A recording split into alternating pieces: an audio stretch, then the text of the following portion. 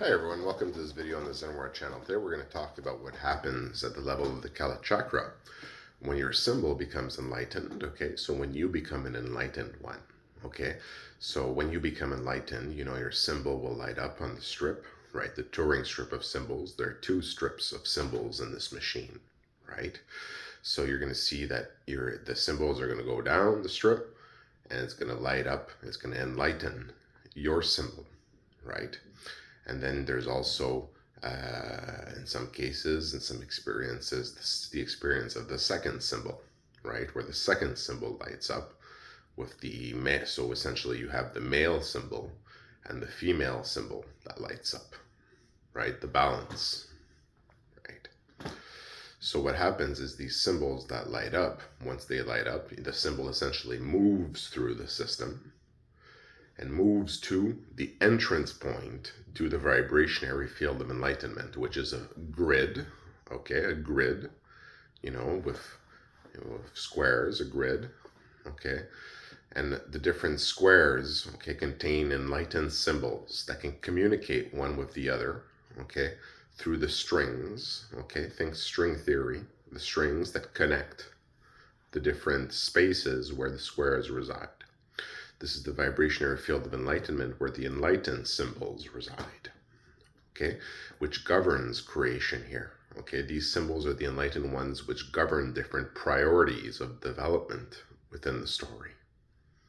Okay, so as a new person becomes enlightenment, this contributes to the growth of that grid. As a new square the grid expands to account for the new square, right?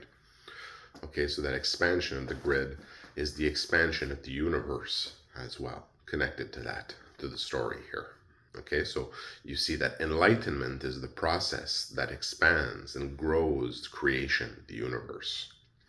And as the universe expands, right, so does the need to administer the expansion, the growth of development of the universe, of the story.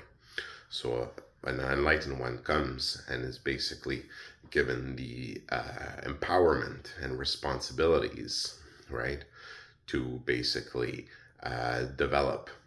So an enlightened one is when your symbol enlightens on the vibrationary field of enlightenment, there's a color associated to that enlightenment.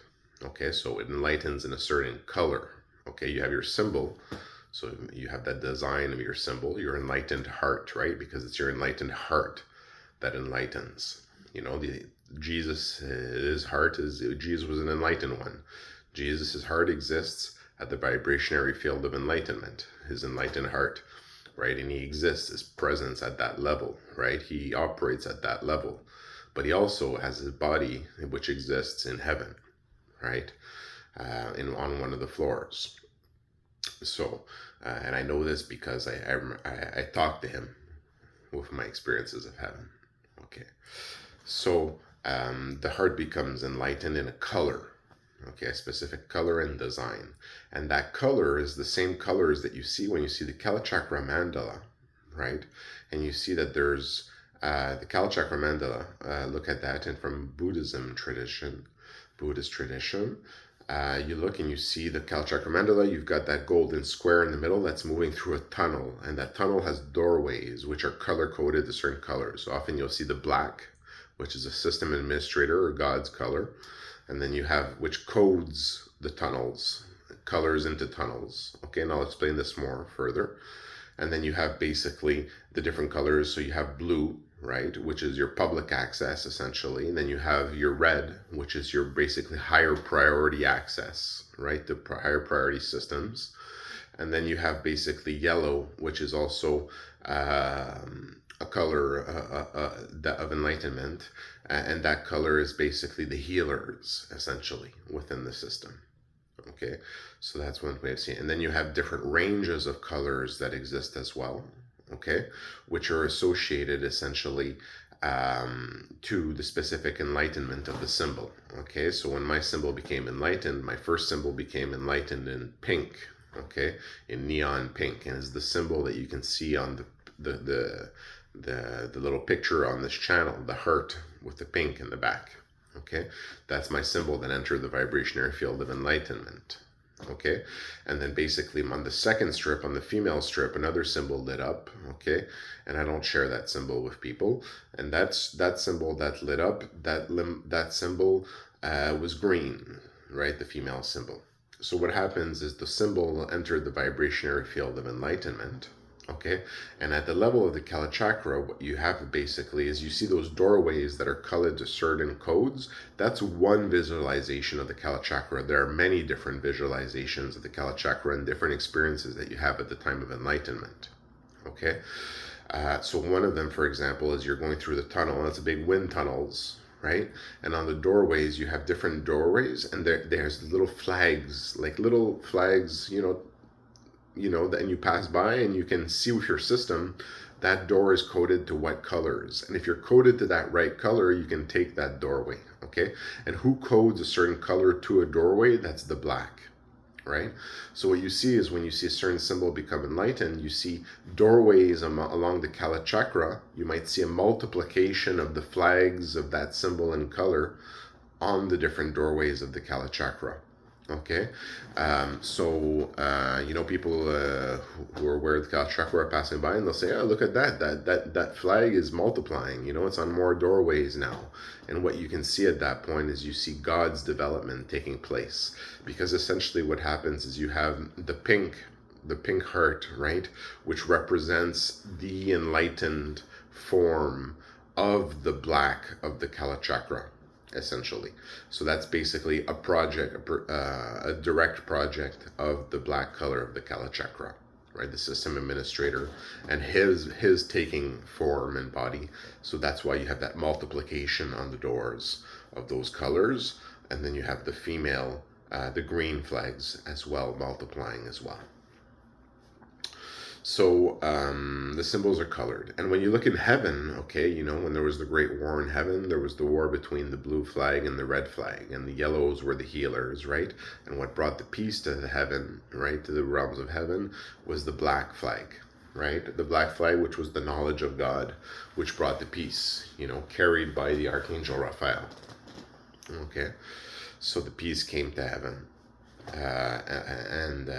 And peace has to follow that same principle, and that's why it's the knowledge of God, right? That knowledge of the system administrator, which moves through the systems and the different lokas, which brings that peace and stability, and wonder and happiness, and peace under God, to all the different forms of the system. And that's the movement of the vibration of God through the system, and basically the peace that it brings, right? With the knowledge of God, and that we're all in this together, as unified systems, hopefully as unified as possible, with as little friction as possible between the systems. So all this to say, what I wanted to talk about specifically in this video, is the difference between a Deva, so a being of God, a shining being, okay, and an enlightened being, okay? So we're going to talk a little bit more about this in this video. Basically, now we've discussed some of the things that happen essentially when someone becomes enlightened, okay, and they join the enlightened ones in the vibrationary field of enlightenment, and join that alliance, that no attack alliance, where everyone never attacks anyone at that level, and that's also the alliance that needs to move through all the levels of this of creation, right? Where we all ally together and say we will all defend each other and never be an aggressor ever again, So that's a very important one. So the enlightened symbols basically descend into that grid, the vibrationary field of enlightenment, okay, which governs basically the development of things. And then at the level of the Kala chakra, the flags of that enlightened person can multiply. So you can have basically the multiplication of different different functions, essentially, right? Or the development of certain functions, and the spreading of certain functions, right, that are basically attributed to a specific enlightened one. So their flag multiplies. So basically, they get access to more levels of the development. Basically, what that reflects to is that they are basically their influence, right, and what they administer spreads, right. Essentially, that's another way of seeing it that way. So they grow in that sense. So it's a way of growth, right? You're growing from one doorway to another doorway, right? And who codes you to those other doorways? The system administrators. So when the system administrator's plan is for you to grow, he'll code you to different doorways, and you grow into those different doorways, and you have access to those different doorways, or those different dwellings, right? If you want to see it, or warrens, right, within the structure of the Kala Chakra. Okay, it also facilitates, when you have access to different priorities, in other visualizations of the Kala Chakra, it also facilitates your movement, right? Because there's the whole movement within the Kala Chakra, right? And you can't occupy the same place as someone else. So you have the whole movement, right, and the order, and basically all of that, and how that works. And basically, by having access to more doorways, you also have access to more shortcuts, because some of the doorways are actually shortcuts into other main tunnels that have been developed. So you actually get the shortcuts, right? So you move faster, right, in that sense as well, when you have higher levels of priority, because you get access to the priority systems, such as shortcut tunnels that are only accessible to certain colors. Okay. But here, let's talk a little bit more about the difference with a Deva. Okay, so this is an enlightened person. This is when you become enlightened. Okay, so when did I become enlightened? I became enlightened many years ago now. Okay, and how did I become enlightened? I was meditating on my meditation mat. Okay, and I've been meditating for many, many years, in many, many different lifetimes. Okay, and basically meditating on this meditation mat here, in a half lotus position. Okay, practicing the 4-second breath, and basically the still mind. Okay, I became enlightened. Okay, so enlightenment, it does exist. Okay, it is an essential function of the creation, and how it works, and how it grows, and how, as creation grows, right, the system administers, basically empowers administrators to administer that growth of creation. So it's important to understand that, right? Because we all exist within a computer program, right? Within a physical computer. And then there's multiple levels of programs in physical computers in creation: downwards, sidewards programming, and upwards programming. Okay. So in that sense, we all exist as systems. Okay. And what we're experiencing here is the experience of our life as those systems, right? So basically, a life created by the operations of that functions of that program. So we all, as individuals, represent different functions within that system, and as those functions move within the Kala Chakra, right, within that system, right, they calculate and do calculations, and what they do is they basically move information, right, by the processes of yoga, the processes of the life, to receive, to hold, and to project. Think about food, think about water, all of that. Receive, hold, get rid of, project, all these different things. Okay, the processes of yoga. Okay, so when you look at it, through the processes of yoga, there's a lot going on, and everything is being calculated. Okay, because the whole of the Kala Chakra is a calculation machine. It's a computer that operates. So what the communication systems are doing is they're basically receiving information or light, right? Holding it to a certain level of purity, okay? And then basically projecting it, right? And what they're doing with that information, okay, and that light, okay, that light of God, if you want to see it that way, is basically growing as well. So you receive, you hold, you project, and you grow as you develop your capacity to receive, to hold, and to project, and to basically develop, right? So you basically develop as a communication system, and you're a communication system within that computer program, right?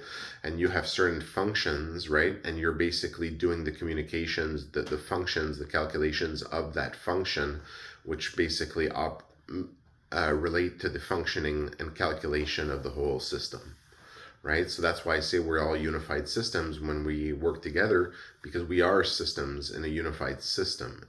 So we might as well be unified systems, right? Do we want to be efficient or not, right? And basically, when you become enlightened, you become empowered to consciously fulfill that function, essentially. So you basically get that knowledge of who you are and that function, and basically the knowledge of many, many, many things. The knowledge of who you are, right? It's an awakening to the truth, right? And then there's different levels of enlightenment as well. An enlightened one is enlightenment is something that you achieve. Okay, you actually become enlightened, but you are a Deva. You just don't know that you're a Deva, okay, until you do. And then you know it through experience, or you know it because someone told you. Okay, so there's the difference between knowledge that you receive, right? Hold and project, and that knowledge that you develop within you, but that's also received, and then you see that in a different way when you learn about that and download cycles at the levels of different lokas. Download from the light of God. Okay. So you are a Deva, you are a shining being. Okay, you're a being that subsists you can see it at other lokas, energy lokas. You have a download cycle, and you download the energy of God, and you store it within your heart. Okay, and it develops your mind as well. So it's the knowledge that you download, right? The knowledge and energy of God, right? The download cycle, God's message for you during that download cycle. You download it, you store the energy in your heart, and then you project it to your own kingdom, your own creation. So you are God in that way as well, but you get your energy from the great God, from the first God, the God that basically created the story of all the gods. So you have a function within the system. So in that sense, you are a God, okay? Because you are basically in charge of a specific function. You're just not awoken to that realization of that specific function at that point. So you're not enlightened, right? And because of that, you operate that function, and you do it basically subconsciously. You're like a kind of going through your life, and you're doing this function, right? But you don't really know what that function is within the system. So you don't really know who you are, but you're still living your life, right? But there's that way of knowing through yoga, through Zenwara, who you really are within that computer, and the truth of that computer, and basically understanding it and visualizing it through experience. Okay, you can say visions is the way to understand it, okay, of the truth. And basically that's how enlightenment is. Enlightenment is a series of visions that you have, and experiences of lifetimes, and the future and the past, and different lokas and everything, and the Kala chakra and all these different things, depending to your level of your enlightenment. Okay, through visions, back-to-back subsequent visions. And the experience doesn't end after enlightenment. Once you become enlightened, now you can have enlightened practice of yoga, which is much more efficient, so you can have many, many, many, many, many experiences, and it's basically an endless ocean of experiences that you can have, sometimes with some periods in between whether it's more calm, and other periods where it's a lot happening much more quickly, depending on your practice, and you can fine-tune your practice at that level as well.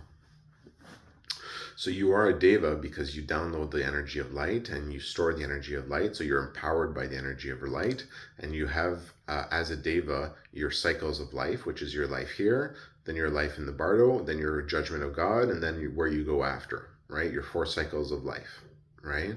And the bardo is when you get to the side of the Vaitarani River, and then you can take the bridge of God across the river, and don't get lost in the lands of the Asuras and Rakshasas and other beings that are that decided to hang out around there. So you are a Deva, you have a function of God, okay? And the Asuras and other beings, they also occupy different functions within the system, okay? Every being occupies a function within this computer and this program in which we exist, and this is the experience of the life of those beings that occupy those functions. So life was created by God, not just the computer, but the life it creates, right? The life it creates. You're all represent the function. So you're all gods, you're all devas, okay? And basically you have the asuras, which are the systems, the functions, okay, that decided to go bad, right? So what is going bad? Okay, they decided to be systems that didn't work with other systems well. They became systems that drained, right? Systems that drained other systems, right? That sought to grow through draining, okay, rather than growing through the light of God. Okay, so they sought maybe a little bit of a shortcut in that way as well. Basically, beings that went bad. Okay, so basically beings that got corrupted. Okay, as systems can corrupt within a system, and they need maintenance, right? They need interventions. So that sometimes you need to intervene and help someone, help a system, help a function. Maybe they're having a hard time in their life at that point, right? Well, in that same sense, when someone goes bad, they become corrupted in their functioning of their system. Okay, when they get away from that life as a being of God, they become corrupted in their functioning. So then they need an intervention at that divine level, if you want to see it that way, to kind of help them become good again. So that's why you have the asuras, right, which are the beings of darkness, which started off as systems of God, right? Systems that take the light of God, the light of creation, and subsist on that life, and then basically converted to a darker form, which is now they feed off other systems that get the light of God. So they feed off the off the devas. So off the regular systems. Because often the regular systems are often very ignorant as well, because that's how the system's developed. They don't know many things, and ignorance is the greatest asset of those strong dark systems, right? The asuras and all that. That have basically developed and stayed in those forms that they kept and stayed at that level of the Vaitarani River, and developed at that level as well, right? So there is a conflict between the Asuras and the Devas, okay? And it's basically the conflict between systems that are working properly and systems that are not working properly, or systems that decided to start draining other systems, right? They decided that maybe they didn't get enough energy and they wanted to grow more powerful or something like that. So they started draining from other systems, right? And that corrupted them, because that's against the Dharma, which is the proper functioning of the system, where everyone works together and everything that helps one helps the others, all the systems, right? Because we're all one in this system, in this program. We're all working together to affect its calculations. So when you see that, when we sustain each other and help each other, you're helping yourself, right? Down the line, you're helping the system itself in which you operate, that gives you life, right? Because everybody's operating a function within that system. So how could you hurt someone else? How could you hurt another system? And the asuras, well, them, they went evil, so they believe in hurting other systems at their own. They don't mind growing at the expense of other systems and corrupting other systems as well. So it's a corruption within the system, basically.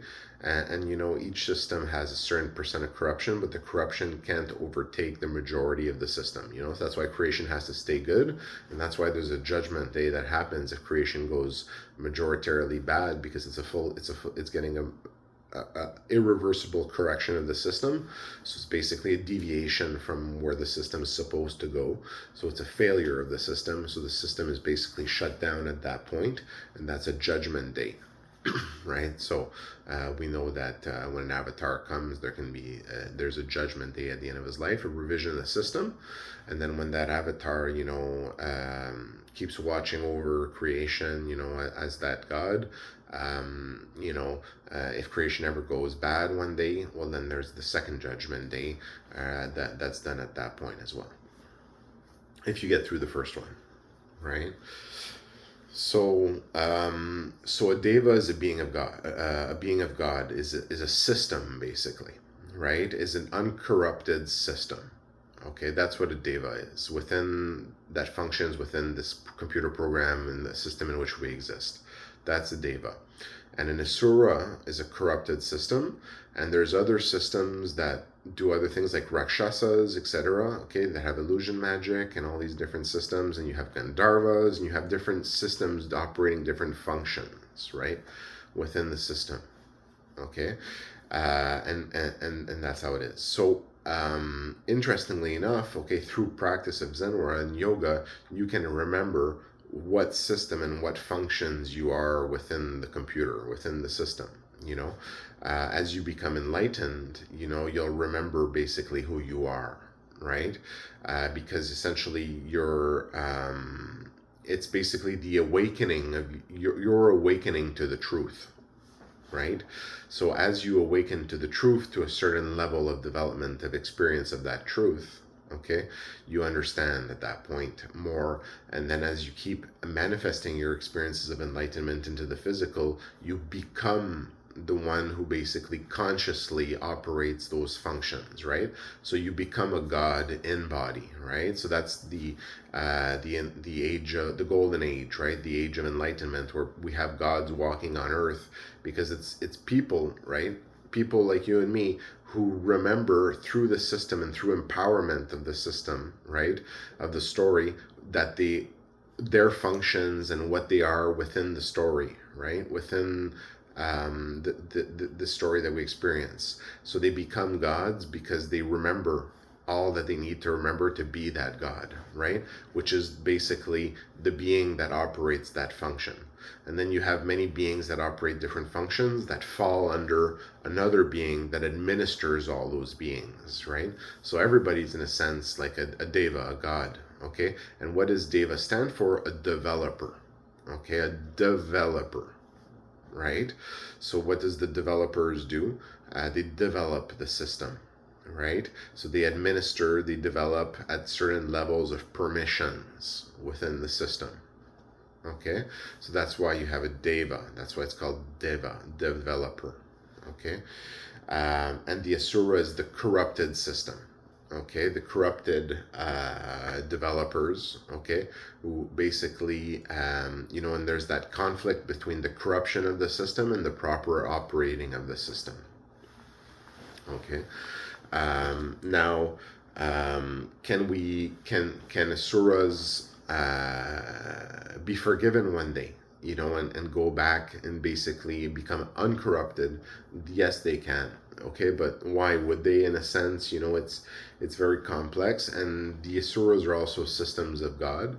It's just they're systems that have basically converted from a mode where they absorb the energy from God to a mode where they drain the energy from other systems that absorb it from God, because they got corrupted and they can't absorb from God anymore. Okay, so because of that, they lose their right to go to paradise until they get uncorrupted and all these different things. So there's a conflict that exists at that level, right?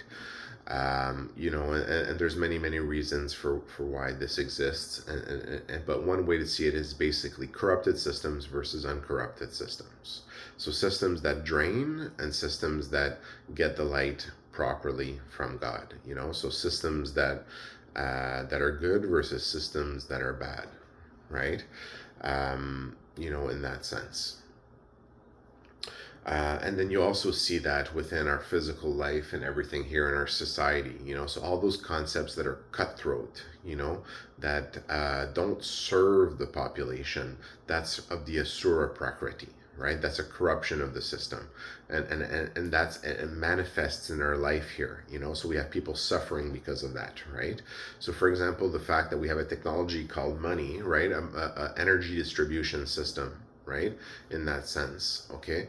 And that technology is fine technology, but we're not using it properly, because we're using it in a way right now we haven't used it properly, because we're using it in a way where some people lack money, where there's a lack of it, right? And since that technology is now used essentially crucially for life here as an energy transfer system, since it's not being utilized properly, people lack in energy, right? So we have an energy lack, right, at the level of certain people. Within a computer, an energy lack going to systems is not a good thing, right? It's the suffering of systems, which doesn't allow them to operate properly, right? And operate properly would mean having a great life, which would allow them to develop spiritually and to become more efficient as a system in the administration of that system within the computer in which we exist, right? Through enlightenment, okay?